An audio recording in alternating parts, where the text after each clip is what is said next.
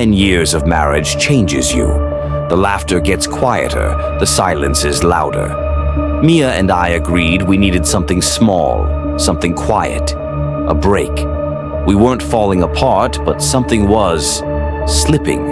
After a string of costly home repairs, I searched Airbnb for something within driving range of Raleigh. That's when I found it. A beach house on Coral Inlet. Oceanfront, newly renovated, modern kitchen, and less than half the usual price. The host, Jonah Briggs, said it was a last-minute vacancy. He explained in a message, "Couple canceled yesterday. Tragedy in the family." The listing had glowing reviews, recent too. I should have wondered why no one mentioned the other thing. We arrived on a breezy Sunday in late October. The property sat alone at the end of a narrow strip, the nearest house barely visible through seagrass. It looked newly painted, seafoam green with white trim, propped on stilts like a watchtower. The key was in a lockbox. Jonah left a short welcome message.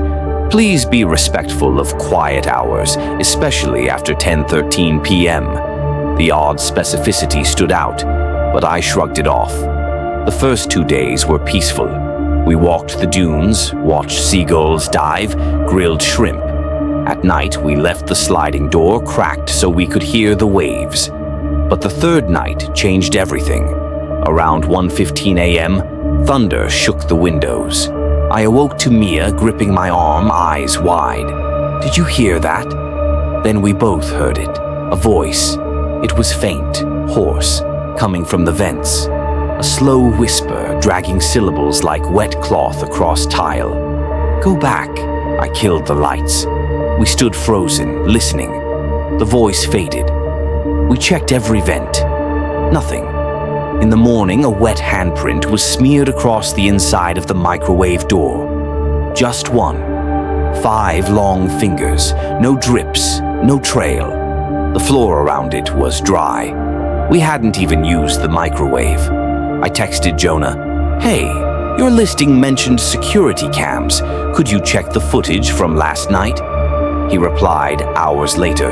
"Storm took out power to the camera hub. No backup recording, sorry.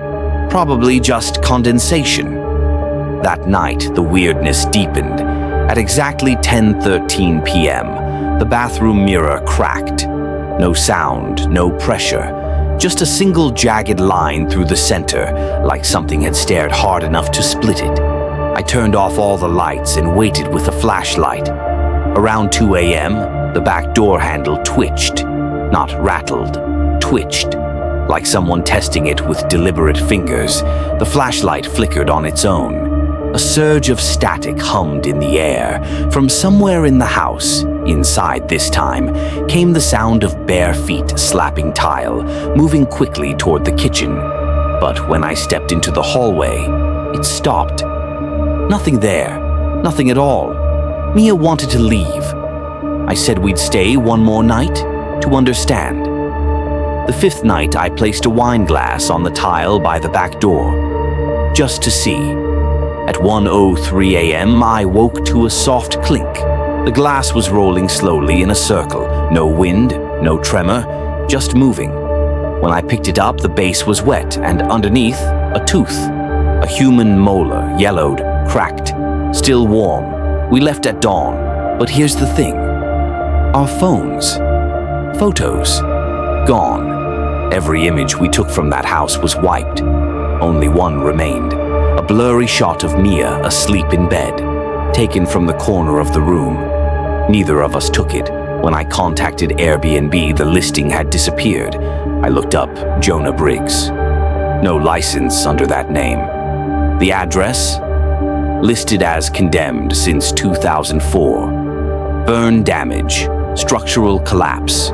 No rebuild permit ever filed. We had stayed in a house that shouldn't exist. A house that doesn't want visitors. A house that left us a rule. Always respect the silence, especially after 10:13 p.m. or it will notice you. Before we continue with the next story, just a reminder. If you want early access to episodes, unseen bonus tales, and to vote on future horrors, consider joining the channel. Your support helps me keep sharing these stories that crawl under your skin and stay there. Now, on to the next nightmare.